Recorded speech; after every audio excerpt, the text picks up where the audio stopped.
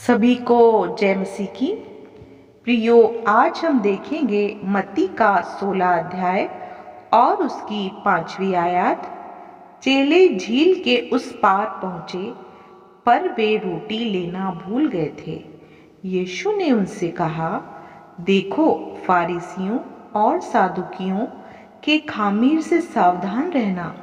वे आपस में विचार करने लगे, हम रोटी नहीं लाए, इसलिए वह ऐसा कहता है।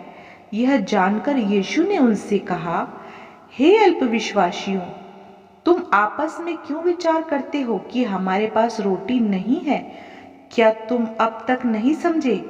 क्या तुम्हें उन 5,000 की रोटी 5 रोटियां स्मरण नहीं, और ना यहाँ की तुमने कितनी टोकरियां उठाई थी, और ना उन 4,000 की 7 रोटियां, और ना कि तुमने कितने टोकरे उठाए थे?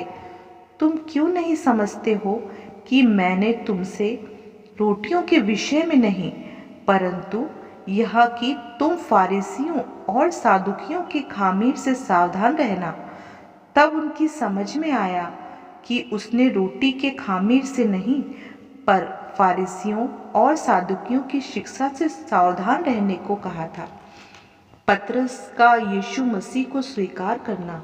यीशु कैसरिया फिलिप्पी के प्रदेश में आया और अपने चेलों से पूछने लगा, लोग मनुष्य के पुत्र को क्या कहते हैं?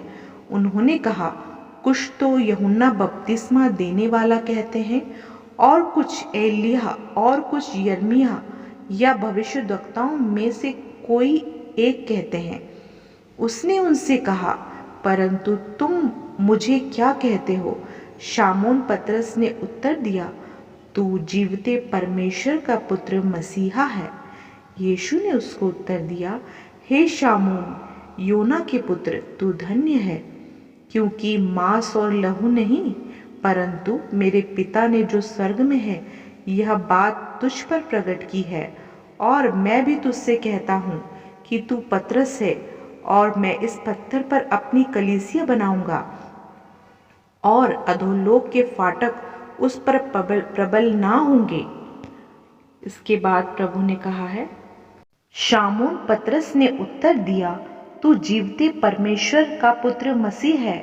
यीशु ने उसको उत्तर दिया, हे शामोन, योना के पुत्र, तू धन्य है, क्योंकि मांस और लहू ने नहीं, परंतु मेरे पिता ने जो स्वर्ग में है यह बात तुझ पर प्रकट की है। और मैं भी तुझसे कहता हूँ कि तू पतरस है, और मैं इस पत्थर पर अपनी कलीसिया बनाऊंगा, और अधोलोक के फाटक उस पर प्रबल ना होंगे। मैं तुझे स्वर्ग की राज्य की कुंजियां दूंगा, और जो कुछ तू पृथ्वी